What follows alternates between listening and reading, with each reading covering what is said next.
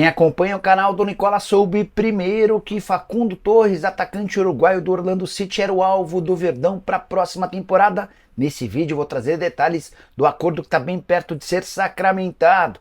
Quero contar também sobre um atacante argentino que joga nos Estados Unidos, foi oferecido ao Corinthians e pode pintar como um reforço sem custos para a próxima temporada. Falo também do São Paulo. Thiago Mendes discute com o tricolor a assinatura de um pré-contrato. Tudo sobre a eleição de Bap, como o novo presidente do Flamengo, Rodolfo Landim, não conseguiu emplacar seu candidato. Formação importantíssima no Cruzeiro. Fernando Diniz foi avisado de 2 reforços fechados para o próximo ano. Para completar, ainda falo sobre Cuca no Atlético Mineiro, as últimas no mercado, bastidores, finanças e crise financeira no Santos.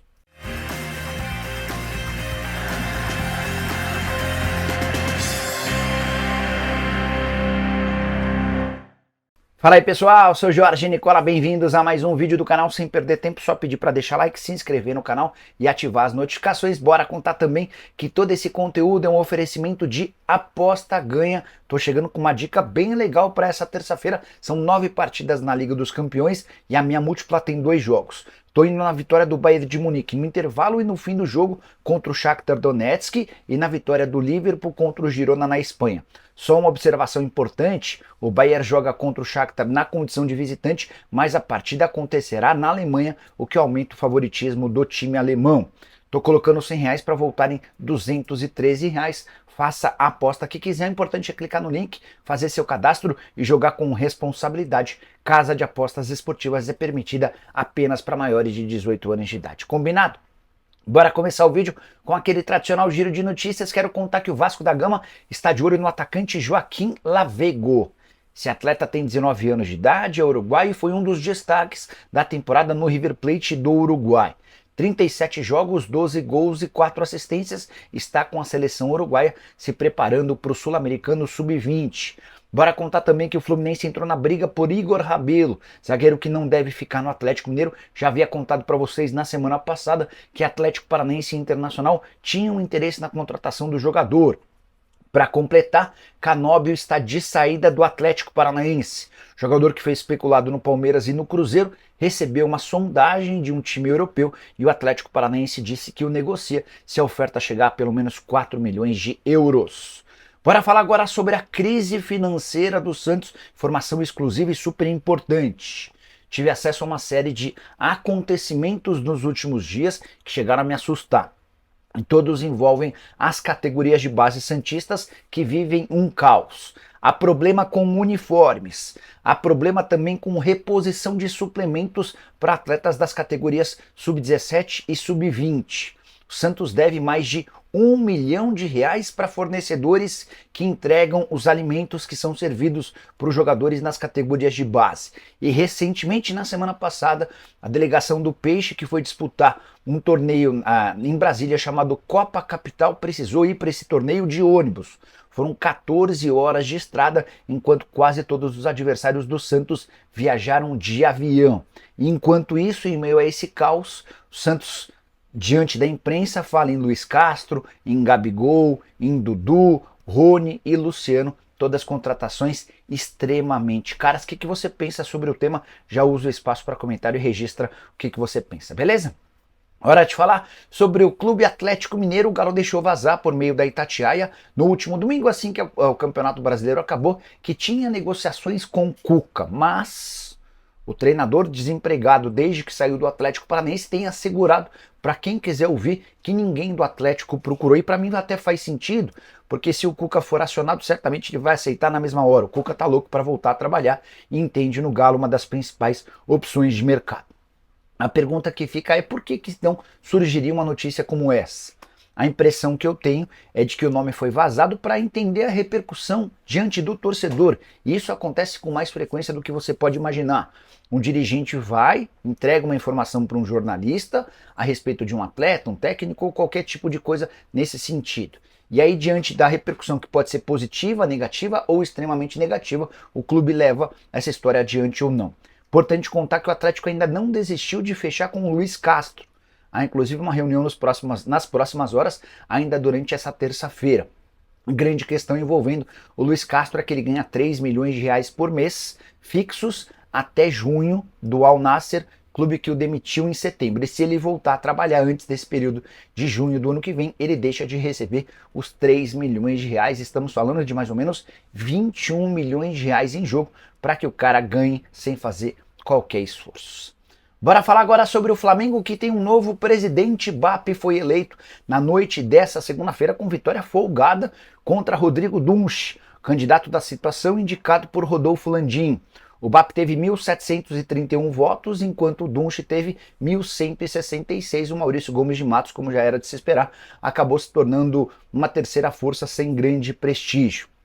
Importante lembrar que o BAP, que está há 15 anos na política do Flamengo, vai ter a primeira oportunidade de presidir o clube, e a história dele é importante. Ele chegou a ser aliado do Eduardo Bandeira de Mello lá atrás em 2012, acabou se afastando para o segundo mandato. Era aliado do Landim assim que o Landim foi eleito em 2019, se afastou quando percebeu que o Landim não sustentaria a promessa que o apoiaria. O BAP tinha a convicção de que seria o candidato do próprio Landim. O Landim optou pelo Dunche e o BAP se tornou oposição. Dirigente que tem 64 anos de idade, atua como empresário, embora tenha se formado como engenheiro civil e fez mestrado em finanças. Trabalhou durante 14 anos como CEO da Sky e é por conta disso que tem um patrimônio financeiro extremamente interessante. A promessa do BAP à frente do Flamengo é de profissionalização total de todas as áreas. A ideia é contratar especialistas para tocar cada um dos sistemas. Mas, porém, contudo e todavia, o BAP tem assegurado que SAF está completamente descartada no Flamengo. Ele também assegurou que vai levar adiante o projeto do estádio e a tendência é que José Boto, já contei para vocês com exclusividade alguns dias atrás, ex-chefe de scouting do Benfica, do Shakhtar, entre outros, se torne o diretor executivo de futebol do Flamengo. Quero falar agora sobre o São Paulo. O tricolor retomou conversas com o Thiago Mendes, volante que está nos planos do São Paulo desde a metade do ano. Você vai lembrar que o Thiago chegou a ir ao São Paulo, conversou com o Zubeldia, com os dirigentes e implorou para o Al Rayyan negociar. O time do Qatar pediu um caminhão de dinheiro, o negócio não foi adiante e agora São Paulo e Thiago Mendes se acertam para a assinatura de um pré-contrato. O vínculo do Thiago se encerra em 30 de junho e a partir de 31 de dezembro ele já pode assinar esse pré-contrato para ficar com o seu acordo fechado para o tricolor na metade do ano que vem. Mas a estratégia do São Paulo e do Thiago é de, depois da assinatura desse pré-contrato, tentar chegar a um acerto com o Al Rayyan por uma liberação imediata por compensação financeira pequena.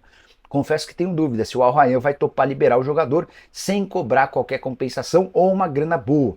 O pessoal do Al Rayyan ficou bastante chateado com a intenção do Thiago Mendes em trocá-lo, o clube do Qatar, pelo São Paulo na metade do ano. De qualquer forma, é alguém que em breve será reforço do São Paulo em janeiro ou no máximo na metade do ano. Atleta de 32 anos de idade, volante de muita capacidade física, mas que não joga desde 13 de setembro, quando sofreu uma lesão importante. Ele está em fase final de recuperação. Thiago, que já passou pelo próprio tricolor, está avaliado hoje em 3 milhões e meio de euros. Já havia contado para vocês também que o lateral esquerdo Wendel e o volante Oscar, o meia atacante Oscar, são os grandes alvos do tricolor para 2025. Zubeldia chegou a entrar em contato com ambos para pedir a contratação deles. Hora de falar sobre o Cruzeiro com informação exclusiva. Que Fernando Diniz fica na Raposa no ano que vem, isso não é surpresa para ninguém. Mas na reunião dessa segunda-feira, que contou com a presença de Pedrinho BH, dono da SAF, Alexandre Matos, CEO do Cruzeiro, e o próprio Diniz, os dirigentes cruzeirenses avisaram ao Diniz que já há um acerto fechado com 2 reforços para 2025. São eles Gabigol e Dudu. Ou seja, os dirigentes do Cruzeiro oficializaram a chegada dessa dupla para o técnico que fica para o próximo ano. O que eu ouvi de uma pessoa próxima do Diniz sobre o assunto, abre aspas, o Cruzeiro avisou que os dois estão fechados. Agora o clube está esperando vencer o tempo para anunciá-los, fecha aspas. E aí vem uma informação importante, por que o Cruzeiro ainda não oficializou as chegadas do Dudu e também do Gabigol? Ambos ainda têm contrato. O Dudu discute os últimos detalhes de uma rescisão amigável com o Palmeiras. Assim que isso acontecer, ele assina o contrato com o Cruzeiro e pode ser anunciado.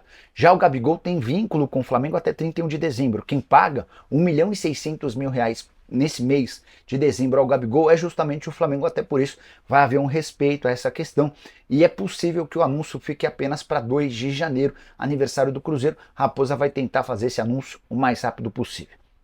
Só para completar em relação ao Cruzeiro, já havia contado para vocês que Christian, volante do Atlético Paranaense, também está contratado. São as novidades do Cruzeiro para 2025. Quero falar agora sobre o Corinthians, informação exclusiva. Yamil Asad, ponta direita de 30 anos de idade, argentino, foi oferecido pro Timão e poderia chegar sem custos para 2025.